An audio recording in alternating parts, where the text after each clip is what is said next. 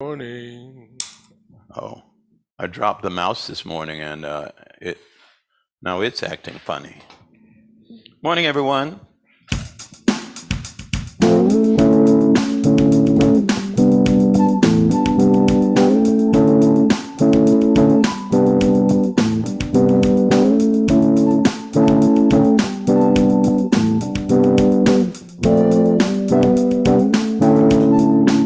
Good morning. Good morning. Good morning. Good morning, my friends. God's blessings upon you. Let's praise the Lord together, my friends. We have all awakened in God's shelter. Now we've come to praise His name together. Good morning. Good morning. Good morning. Good morning. Good morning. Good morning, Good my morning, friend. my friend. Sing Hosanna, Hosanna. hallelujah. Hallelujah. Alawapa, Yaba, Alapa. In the sanctuary of our Lord's protection and the stronghold of our Lord's defense. With His love, our spirits are illumined as we glorify His name. Our hearts are blessed. Good morning. Good morning. Good morning. Good morning. Good morning. Good morning, Good my morning, friend. my friend. Good morning. Good morning. Good morning. Good morning. Good morning, Good morning, my friend.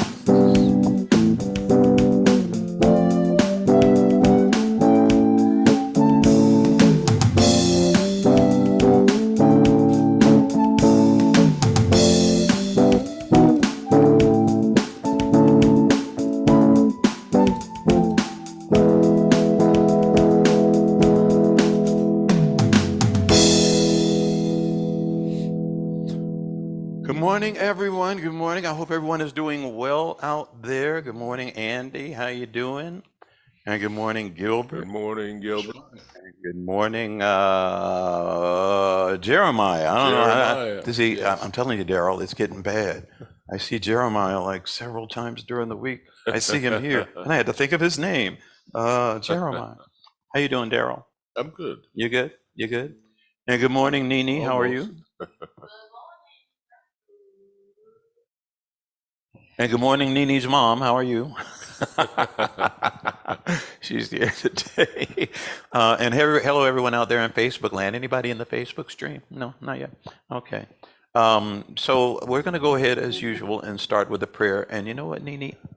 I left that book over there. Could you please? No. That one, please, because I do want to talk about it for just a moment, in a minute.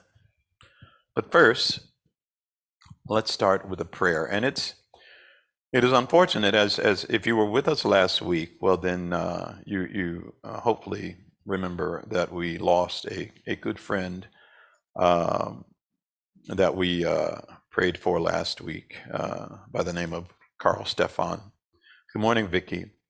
And unfortunately, by the end of that day, we found out that we had lost another local Baha'i friend by the name of Adam Bach. And so for Adam, we would like to offer up a prayer for the departed. Oh my God, oh my God, verily thy servant, humble before the majesty of thy divine supremacy, lowly at the door of thy oneness, hath believed in thee and in thy verses, hath testified to thy word, hath been enkindled with the fire of thy love, hath been immersed in the depths of the ocean of thy knowledge, hath been attracted by thy breezes, hath relied upon thee, hath turned his face to thee, hath offered his supplications to thee, and hath been assured of thy pardon and forgiveness. He hath abandoned this mortal life, and hath flown to the kingdom of immortality, yearning for the favor of meeting thee. O Lord, glorify his station, shelter him under the pavilion of thy supreme mercy, cause him to enter thy glorious paradise and perpetuate his existence in thine exalted rose garden, that he may plunge into the sea of light in the world of mysteries. Verily, thou art the generous, the powerful, the forgiver, and the bestower. And this is a prayer by Abdul Baha. Now, as you know, well, okay, these things, if you don't have them just right, I didn't think I was coming across well, but anyway, as you know, we're almost finished with this book, Toward Oneness, and we are starting today with passage 141, passage 140, I'm sorry, wrong, 140, passage 140. But before we get to that, I want to remind you of the next book. We have, at least in this edition of this book, I have 7 more pages that we're going to carry. What do you have, 7, 6? Oh, really? Yeah. 7? Oh, so we've caught up to you. Okay. But it's, as you know, I've been telling folks what book we're going to be going into next. I don't think we'll finish this today, but we will definitely finish by next week. Okay? And so our next book is this book, Baha'u'llah and the New Era. Baha'u'llah and the New Era. And as I've shared in the past, it is an excellent resource to learn more about the Baha'i faith. It's an excellent resource to refresh yourself on the faith if you happen to be Baha'i, or to learn more about the faith. Maybe you're a new Baha'i, or maybe you're someone that is simply curious about why are all these people, calling themselves Baha'is. Well, this book is an introduction to the Baha'i faith.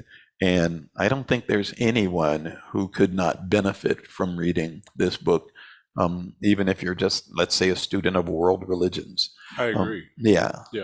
But Baha'u'llah and the New Era, an introduction to the Baha'i faith. And my sister, Ameza, who already got a copy, told me, I was questioning the cost of it, and she says, it is still going for $14. You can still get it for $14. You can get it from Baha'i Publishing. Or you can get it on Amazon. And yes. I think I went on Amazon, and I think it's $14 there too. I shouldn't say I think I went on Amazon. I went on Amazon. I believe it's $14 there as well. But we recommend you get the book, and hopefully you'll follow along with us. As you can see, it's kind of thick. Unlike the book that we're reading, that we're about to finish, this is going to be a real undertaking.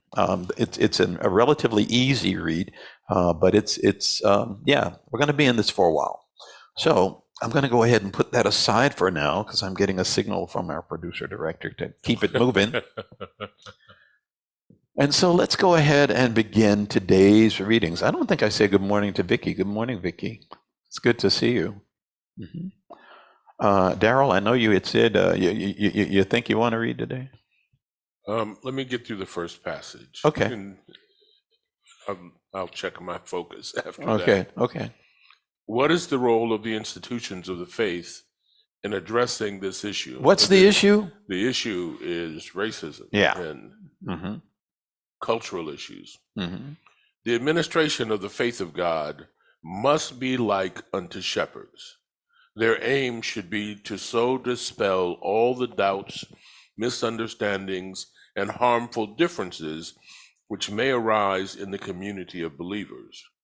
And this they can adequately achieve provided they are motivated by a true sense of love for their fellow brethren, coupled with firm determination to act with justice in all cases which are submitted to them for their consideration. I know we're just getting started, but I already got to stop you, Daryl.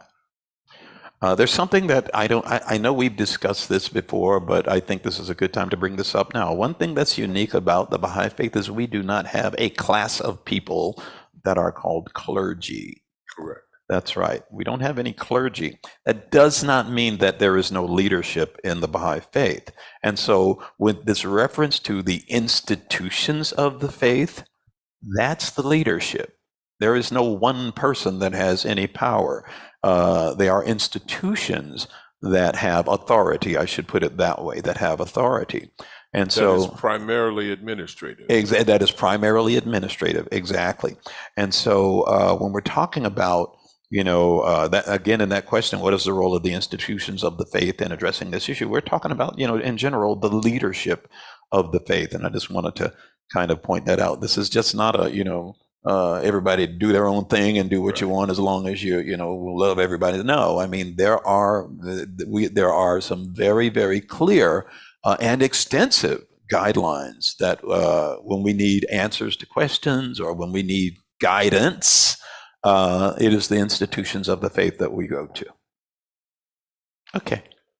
Unlike the nations and peoples of the earth, be they of the East or of the West, democratic or authoritarian, communist or capitalist, whether belonging to the old world or the new, who either ignore, trample upon, or extirpate the racial, religious, or political minorities within the sphere of their jurisdiction, every organized community enlisted under the banner of Baha'u'llah should feel it to be its first and inescapable obligation to nurture, encourage, and safeguard every minority belonging to any faith, race, class, or nation within it. So great and vital is this principle that in such circumstances as when an equal number of ballots have been cast in an election, or where the various races, faiths, or nationalities within the community, priority should... Stop. If you're out there listening, or if you've just kind of been, paying half attention, this is an extremely important statement. And it actually runs contrary to what a lot of people may be thinking in issues like this. I probably shouldn't have stopped you in the middle of the sentence, but Yeah. but this part, I just feel like I wanted to bring people's attention to it before you got started, but I'll admit I was distracted. So could you go back to so great and vital? So great and vital is this principle that in such circumstances as when an equal number of ballots have been cast in an election, or where the various races, faiths, or nationalities within the community, priority should unhesitatingly be accorded to the party representing the minority, and this for no other reason except to stimulate and encourage it and afford it an opportunity to further the interests of the community. In light of this principle, and bearing in mind the extreme desirability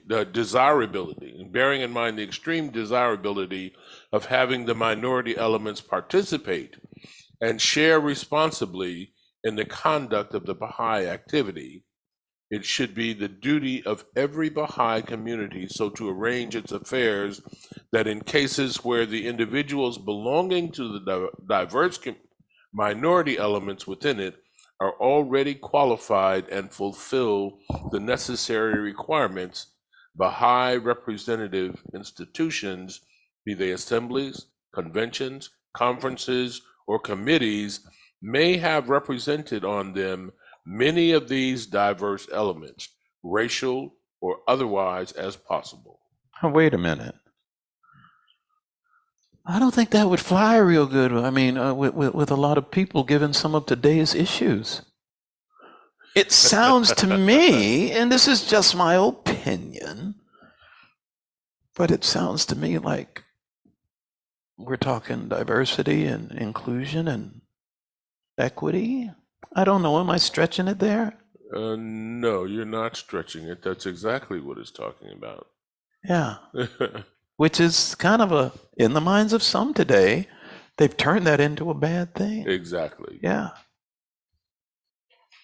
The adoption of such a course and faithful adherence to it would not only be that a source of inspiration and encouragement to those elements that are numerically small and inadequately represented, but would elements that are numerically, but would demonstrate to the world at large the universality and representative character of the faith of Baha'u'llah and the freedom of his followers from the taint of those prejudices which have already wrought such havoc in the domestic affairs as well as the foreign relationships of the nations. So if you don't go with this, well, you get what we got now. Yeah. Yeah. It looked like you were getting ready to say something. No, go for it. No? Yeah. I would particularly address my appeal to you, the trustees of God's sacred faith, to reaffirm by word and deed the spirit and character of the insistent admonitions of Abdu'l-Baha, so solemnly and so explicitly uttered in the course of his journeys through your land, a trust which it is your privilege and function to preserve and fortify. As followers of God's holy faith, it is our obligation to protect the just interests of any minority element within the Baha'i community. As followers of God's holy faith, I'm repeating it. As followers of God's holy faith, it is our obligation to protect the just interests of any minority element within the Baha'i community. In fact, in the administration of our Baha'i affairs, representatives of minority groups are not only enabled to enjoy equal rights and privileges, but they are even favored and accorded priority. Baha'i should be careful never to deviate from this noble standard, even if the course of events or public opinion should bring pressure to bear upon them. Excuse me. The principles in the writings are clear, but usually it is when these principles are applied that questions arise.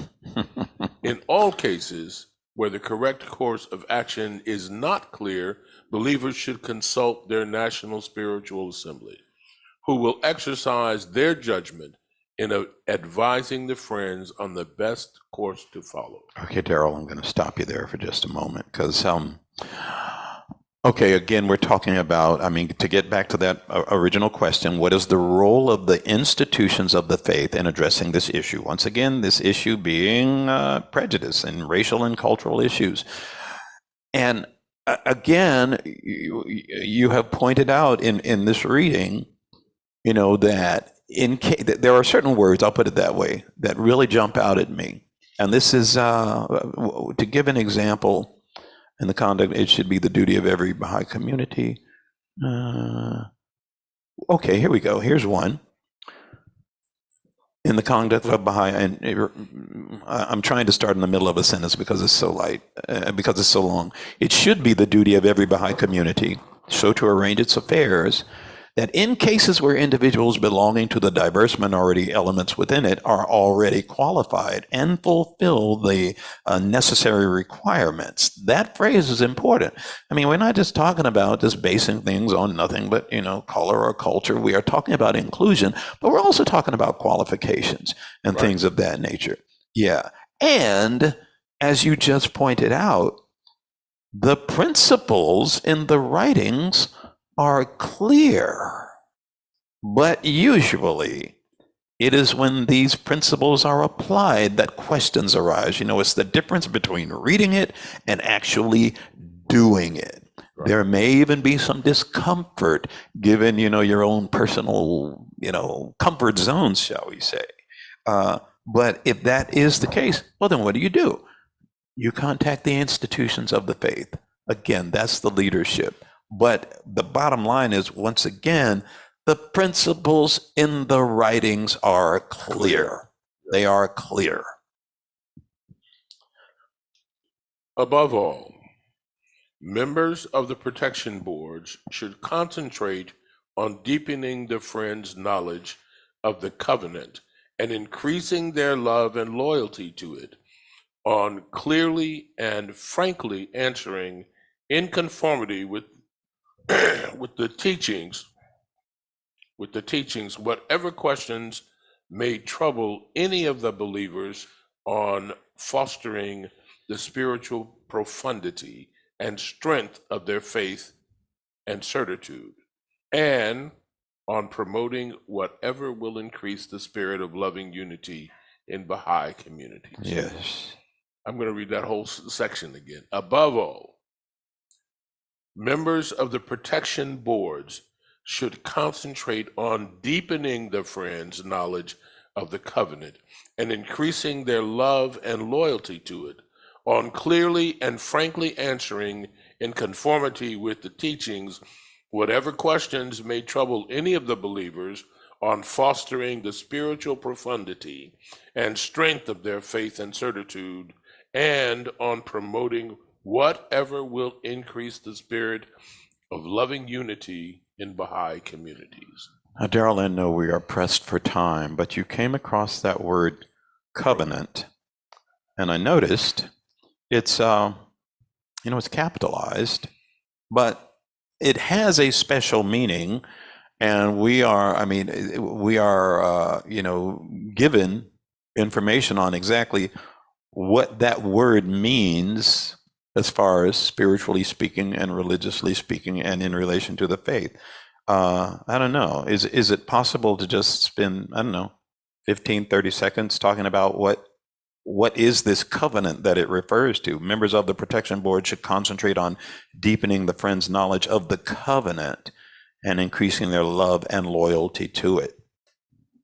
What's this covenant? Well, covenant is a promise. Yes. It's a promise made by God to his creation, Mm-hmm. and mankind being his creation. And that covenant started with God telling mankind that he would never, ever leave us alone. Yes. Good morning, Sharonay. Lava, friends. Aloha. Mm-hmm. That's the covenant. That's the He covenant. promised that he would never leave us alone. So when he created us, like most things in creation, when they're new and fresh and young, there isn't a whole lot of understanding. So because things develop over time, God's covenant to man he said, I will never leave you alone. And as a new creation of God, we had only a small amount of understanding. Mm-hmm. And as we developed spiritually, God sent new teachers New teachers. for yes. every stage of mankind's spiritual development. Mm-hmm. And those teachers we all know as manifestations, or that's what we call the manifestations. Mm-hmm. Those manifestations being the likes of Moses and Abraham and Jesus and Zoroaster and Muhammad, Muhammad, and and Krishna. Krishna, and the newest one being Baha'u'llah. Yes, and there are others. For We are this day told and that age. even that predated history, recorded Ex- history. Yes. Exactly. Mhm. So that's the covenant. Yes. Basically, in a nutshell. Yeah. That's a big show. But yeah, God said he'll never leave us alone. And each of these prophets, manifestations of God, they have a covenant with their followers, Absolutely. carrying forward the covenant of God, but also this covenant with their followers. And Baha'u'llah has a covenant, again, that, of course, is incorporated in the covenant of God, but also in the covenant with his followers. And so, we need to know. That's what it said. Above all, members of the protection board should concentrate on deepening the friends' knowledge of the covenant and increasing their love and loyalty to it. And so that's why I wanted to ask you about that. I noticed you put your book down. I did. It's time for a song. Well, okay. Golly. Okay. I never actually start out by reading this verse. Every song we do is related somehow to a verse or passage in the writings. And this is coming from Abdu'l-Baha. And Abdu'l-Baha spoke and wrote extensively on love. And this is one of the very brief passages that this song is based on. O ye beloved of the Lord, strive to become the manifestations of the love of God, the lamps of divine guidance shining amongst the kindreds of the earth with the light of love and concord. All hail to the revealers of this glorious light.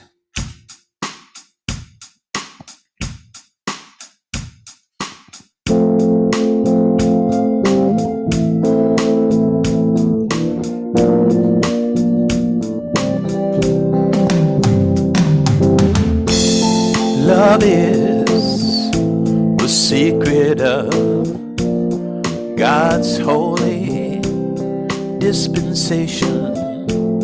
Love is heaven's kindly light. Love is the cause of God's revelation unto man.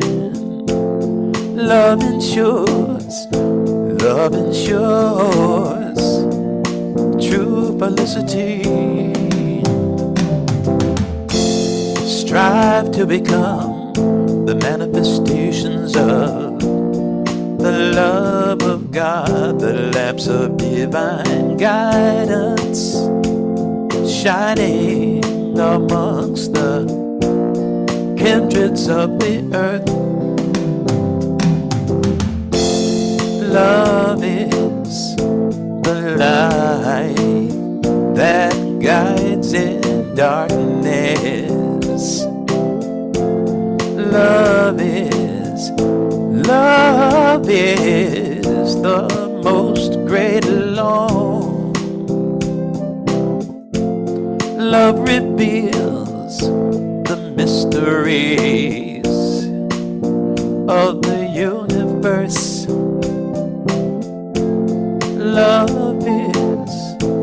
Love is the spirit of life. Strive to become the manifestations of the love of God, the lamps of divine guidance, shining amongst the kindreds of the earth.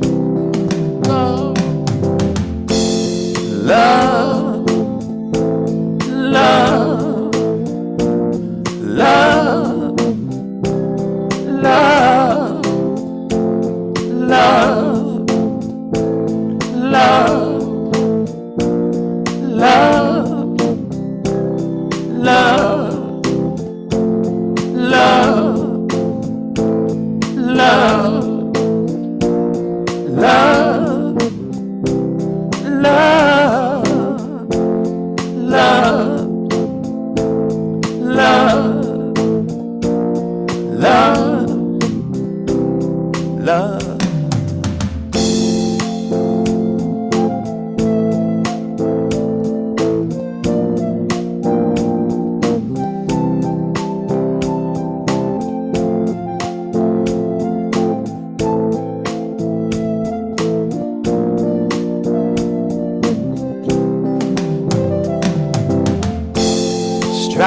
to become the manifestations of the love of God, the lamps of divine guidance shining amongst the kindreds of the earth with the light of love, love, love, love, with the light of love, love, love, love, with the light of love, Love, love, love, oh, with the light of love.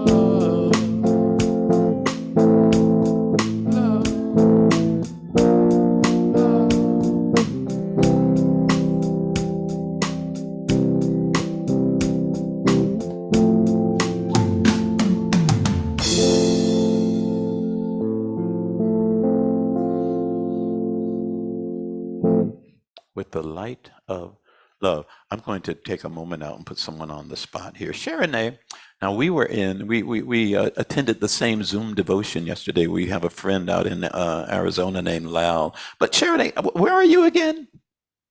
Ethiopia, Addis. I thought so. Yes, he's in Ethiopia. Addis Ababa. Yes. Yes. Ababa. We're so happy you could join us. I know you've joined us before, but seeing you yesterday reminded me. Wow, we got Ethiopia in the house. Yes. Yes. So glad you could join us. Okay. You want to continue, Daryl? No, I want you to. You don't want to continue. Okay, I'll continue. Where were we again? 146. 140. 146? We weren't on one. Were we on 146? I guess we were. We're moving on to the next question. Oh, I'm sorry. 145. We were at 145. Yes. Yeah, thank you. Again, we are responding to the question, what is the role of the institutions, which again is the leadership of the faith? What is the role of the institutions of the faith in addressing this issue? So, the need to protect the faith from the attacks of its enemies, both within and outside the faith, is not generally appreciated by the friends. Whoa. That's not even the end of the sentence, but I'm going to start it all over again. And this is coming from the Universal House of Justice.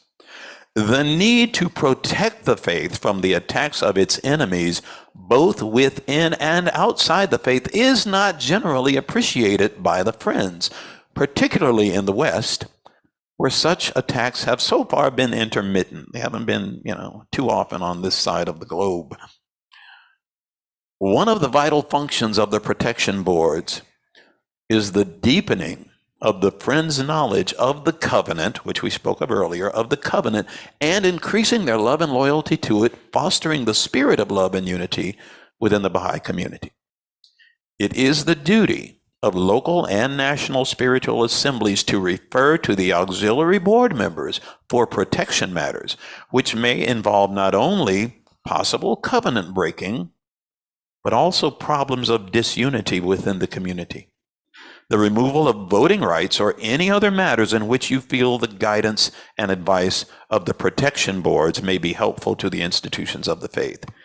The auxiliary board members, of course, keep the Continental Board of Counselors informed, and the counselors then take whatever steps they feel are called for. Now, this, I think, requires a little bit of explanation, at least to the importance of it. This is a wonderful faith. It is. Absolutely. It is. I love it to the depths of my heart. And a lot of people come and they see some wonderful things here, but sometimes they see some things that they ain't too crazy about. And they go about trying to change things based on their own personal preferences and not on the guidance that we are given. Now, sometimes this can be kind of mild or it can be extreme. Sometimes it can go to the point where they even set out to undermine, shall we say, the faith. And the reason I'm explaining that is because there's a phrase there, covenant breaking. When someone does that, that's what it's called, covenant breaking. And as you can see, as we've been reading in this passage, the need to protect the faith from the attacks of its enemies, both within and outside the faith, while it's not generally appreciated by the friends, particularly in the West, it is of extreme importance. And I'm throwing in that last part just to kind of cut to the chase here. It is of extreme importance. And so sometimes people come in with their own personal preferences, maybe even their own, in keeping with the topic, their own personal prejudices. And they decide, I'm going to try and turn things to something that I'm a little more comfortable with. And that's not what we're supposed to be doing. Okay. We are supposed to be following the guidelines of the faith. Next question. And it's a good one. Isn't it surprising that we are still having to deal with problems of race? Here's the answer. The Universal House of Justice deeply sympathizes with your frustration at the various incidents described in your letter. Obviously, someone had written a letter. We have been instructed to provide the following reply. I want to point out, notice it says we. This is not coming from one individual. We have been instructed to provide the following reply. That a lack of consciousness and sensitivity to the race issue should manifest itself among certain segments of the Baha'i community is troubling. I'm going to read that again. That a lack of consciousness and sensitivity to the race issue should manifest itself among certain segments of the Baha'i community is troubling. But given the scope and duration of the problem, is not altogether surprising. The community of the Most Great Name, I'm getting off again. The community of the Most Great Name has the divine, that's the Baha'i community. The community of the Most Great Name has the divine instructions and the crystal example of Abdu'l-Baha to enable it to make its way from the wilderness of disunity, suspicion, and estrangement into the bright sunlight of authentic fellowship. But the journey of transformation is steep and long. Last week we read, Shoghi Effendi referred to it as a long and thorny road. And this is kind of saying the same thing. The journey of transformation is steep and long. The work is hard, and it's something we still have to continue to do. Good morning, John. Do we have time to continue? What do you think? Yeah, we can squeeze the last in. Okay. Next question. But shouldn't we as Baha'is have higher expectations for our community? And shouldn't we be distinguished? Here's your answer. The problems related to class prejudice, which you have experienced and observed, are noted. And the suggestions you offer for working toward their remedy are truly appreciated. As you know, the Baha'is are distinguished not by their perfection or their immunity from the negative influences of the wider society in which they live. I want to say I've heard Gilbert speak on that multiple times. The Baha'is are distinguished not by their perfection or their immunity from the negative influences of the wider society in which they live, but by their acceptance of Baha'u'llah's vision and willingness to work toward it. Each of us must strike a balance between realistically facing our community's shortcomings and focusing on Baha'u'llah's teachings rather than our fellow believers as our standard of faith. It's easy to look at other people in the faith and look at their shortcomings, whether you are a friend of the faith or not a Baha'i or a Baha'i yourself. It's easy to look at other people's behaviors and use that as a reason to find fault, not with them alone, but with the faith itself. Okay? We should be focusing on Baha'u'llah's teachings rather than our fellow believers as our standard of faith. Good morning, Husham. This comment is not intended to belittle your concerns. Morning, sorry with me late. Good morning. This comment is not intended to belittle your concerns, but rather to place them in perspective so that you may not become discouraged as you strive toward the ideal. And I think that would be a good place for us to stop. Yep. And we'll begin next week. And Very good. I want to say we are guaranteed to finish next week. We shouldn't make guarantees, but I'm going to throw that out there. I strongly believe we are going to finish next week. And so to continue, I again want to first say, please, please, please do continue to pray for Kambiz Rouhani. Please do. And at this time, anyone who would choose to offer up a prayer or a reading or a song of your choosing, this is that time. And as always, we always like to start with our Andy Murphy moment. Andy, do you have something to share with us today? Yes, indeed. Well, please do so.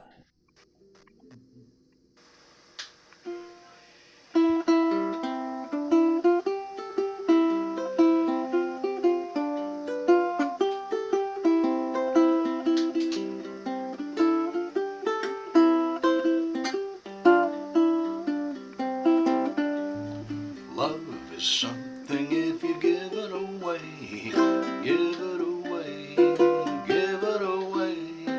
Love is something if you give it away, it comes right back to you. Love is like a magic penny, hold on tight and you won't have any. Let it spend it and give it away, it comes right back to you. Happiness is something if you give it away, give it away, give it away. Happiness is something if you give it away, it comes right back to you. Happiness is like a magic penny, hold on tight and you won't have any. Let it spend and give it away, it comes right back to you. Yeah, it comes right back to you. Yes, it comes right back to you. Woo! Thank you, Andy. Thank you, Andy. He's played that before, but I think he put a little more into it today. I don't know. Thank you, Andy. I like that. Is there anyone else who would like to share? Thank you again, Andy.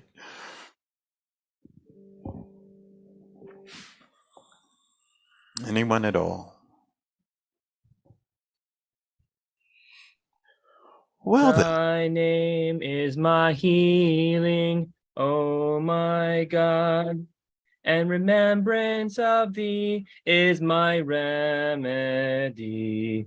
Nearness to thee is my hope, and love for thee is my companion.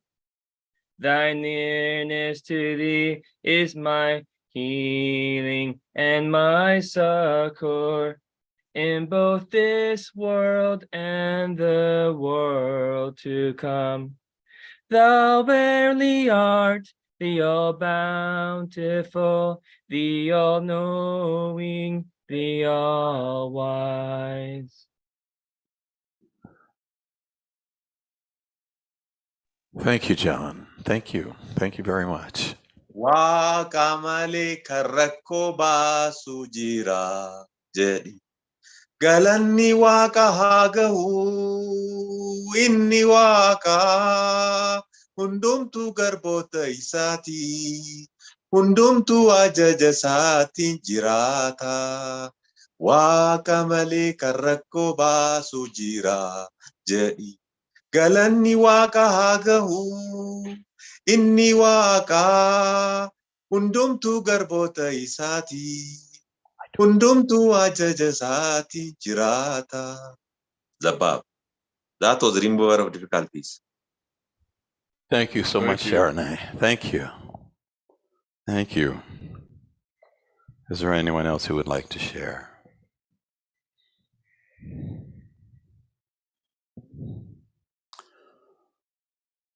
Well Okay. then, at this time, what we always like to point out. What is it we like to point out, Daryl? Well, we like to point out that this is a collaborative effort from several communities in the Tampa Bay area, and we come to you via the auspices of the grace of the Clearwater Baha'i Center.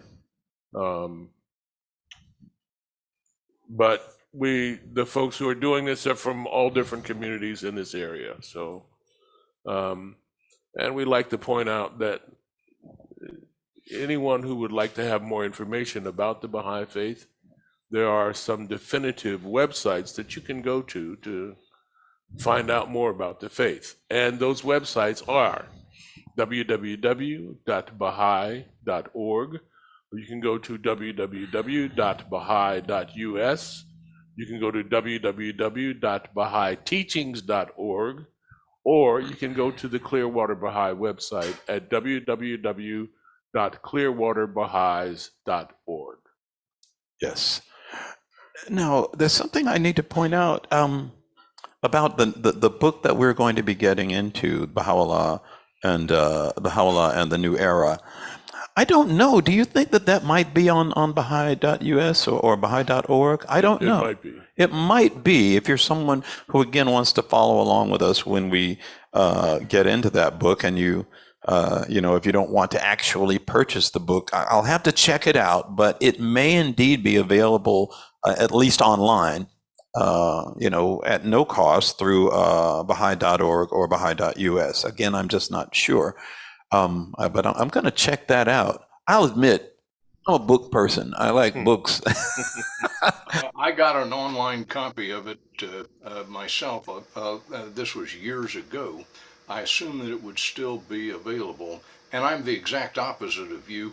I like to have an online copy because I like to be able to cut and paste and then write notes about it and stuff like that. Plus, I get to vary the size of the text to conform to my eyesight. All good reasons for you know, having a preference for online. I like the way the book looks on my bookshelf. I mean, it's just a little bit of vanity there, I think. But it's, oh yeah, I read that. So yeah, but again, if you're someone who again wants to follow along with us, or I don't even want to say follow along, study along with us when we start that book, that is a place where you should be able to get that online. And I don't know, anything else that we need to cover before we go? Well, the only thing I'd like to say is that if you are loved, you are truly blessed. If you share that love with everyone that you know, then everyone that you know will be truly blessed. And it's not going to cost you anything to do that. That is It's true. probably one of the easiest things that you can do. So all I ask for each of you to do is to just share the love. It's easy, it's simple, and it's fun. Thank you all for joining us.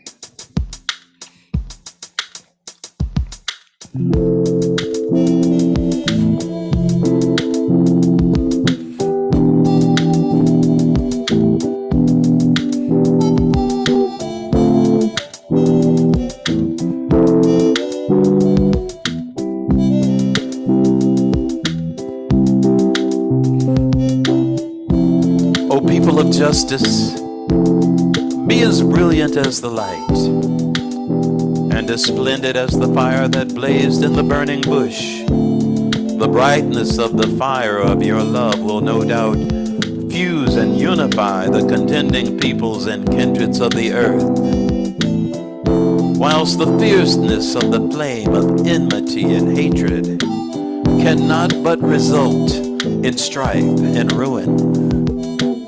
We beseech God that he may shield his creatures from the evil designs of his enemies. He verily hath power over all things. Let your vision be world embracing. Let your vision be world embracing.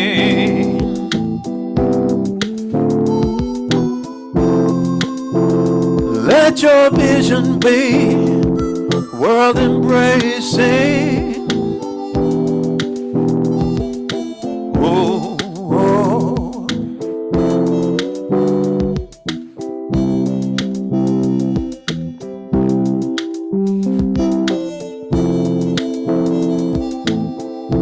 Be world embracing. Let your vision be world embracing. Let your vision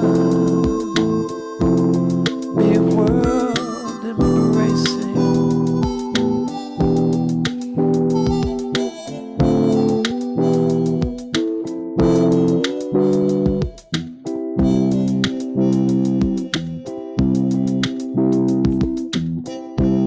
Watch over yourselves, for the evil one is lying in wait, ready to entrap you. Gird yourselves against his wicked devices, and led by the light of the name of the all-seeing God, make your escape from the darkness that surroundeth you. Let your vision be world-embracing, rather than confined to your own self. These are the words of Baha'u'llah. Be world embracing. Let your vision be world embracing.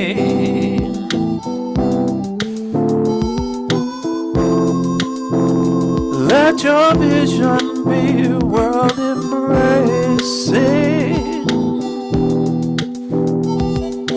Oh, oh.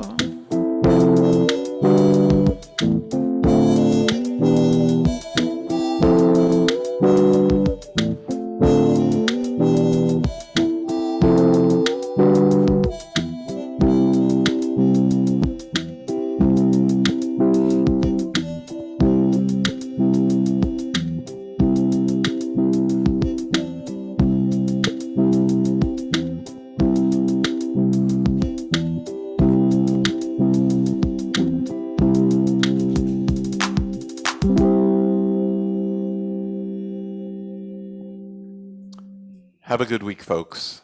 Take care. Thank you. Thank you. Thanks for Wow. joining.